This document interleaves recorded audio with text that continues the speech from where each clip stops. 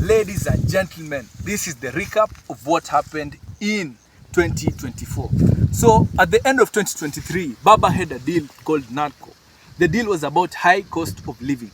With the high cost of living, people were coming out sufurias on their heads saying that the cost of goods, especially unga and other things such as oil, were really surging.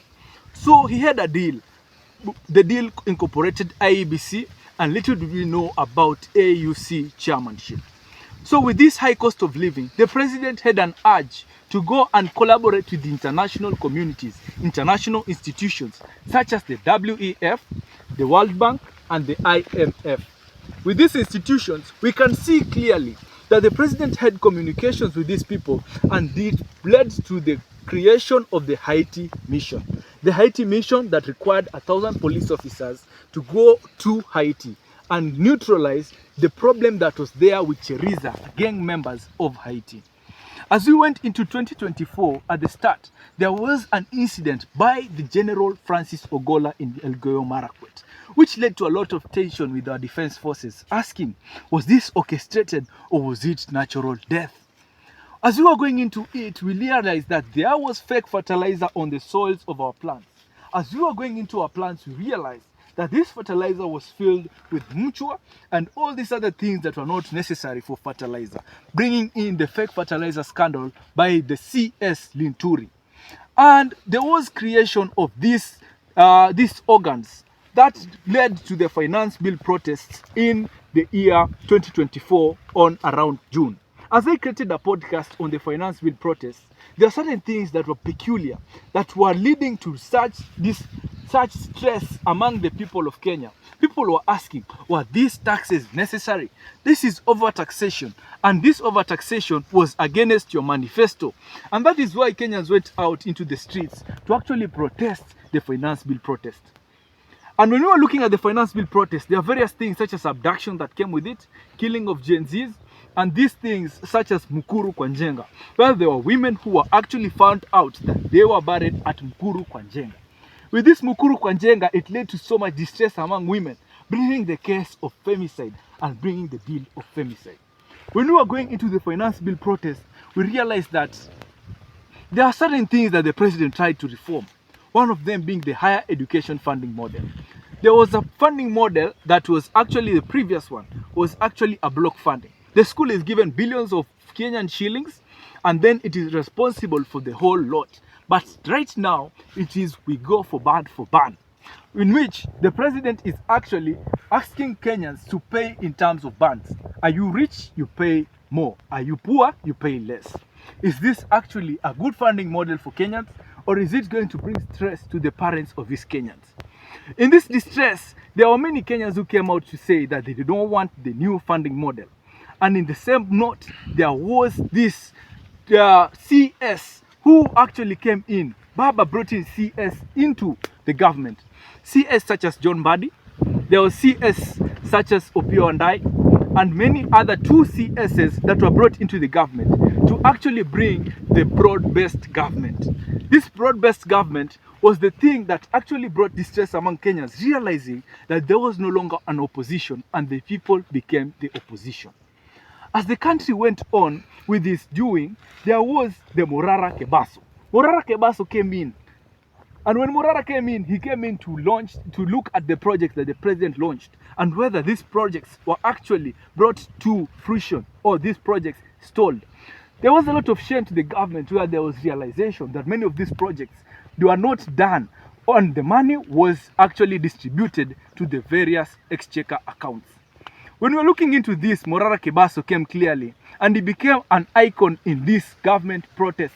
And people came out to say that there was a lot of stealing of public funds. On the 5th of September, there was an incident that actually shocked the whole country. In the Russia Hillside Academy, which was a school that was hosting some of the students, 21 of them were killed on a fire incident. This led many parents to actually realize that their sons and daughters may not be safe in these high schools and primary schools. As we went on with the month, there were realizations that there were Adani. Certain whistleblowers such as Nelson Amenya came up to whistleblow on this Adani deal. Adani had a deal with JKIA, Adani had a deal with Ketraco, Adani had a deal with Shah and Schiff. The question about Adani was the reputation of Adani. Adani had a bad reputation of the projects they have handled in their home countries such as India, certain countries such as Bangladesh and in the United States, having a case that they are supposed to answer. People were asking, is this the kind of person, such corrupt individuals, that you want to trust with our JKIA airport? And this same month, there was the Shah-Shi deal. This Shah-Shi had a poor problem whereby there was poor implementation of the Shah and Schiff. They didn't explain what they were doing, the registration process and opaqueness of its rollout. People didn't understand what this is, this Shah and Schiff, and this is what was important for the medical coverage. There were people who went to hospitals and didn't get treated because of the Shah-Shi is not working. And the private sector was really high on this Shah-Shi. If you don't have this medical coverage, then you won't get this coverage for certain diseases. When we were going into this, we realized that the president had a problem with the deputy president, then the deputy Rigathi Gachagua.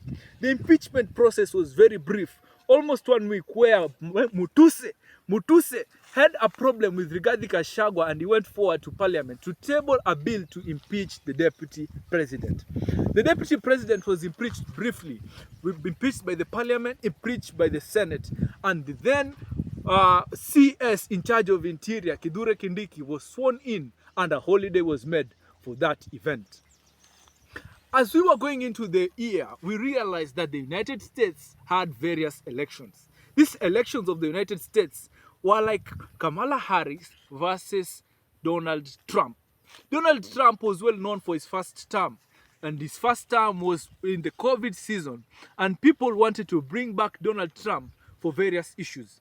I predicted that Donald Trump would win the election. And true, Donald Trump did win the election. With Donald Trump winning, Meg Whitman, the ambassador of the US to Kenya, actually resigned. Was it a coincidence? We can never be sure.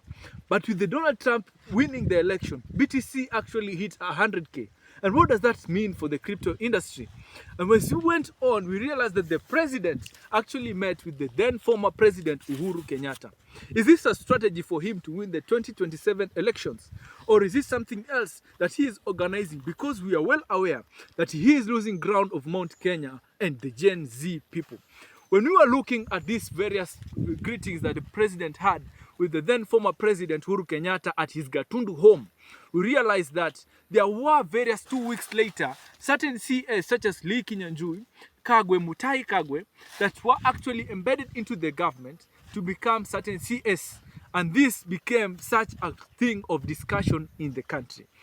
In the end of this country, there are AI-related images that are not so appeasing to the eyes of the Kenyans.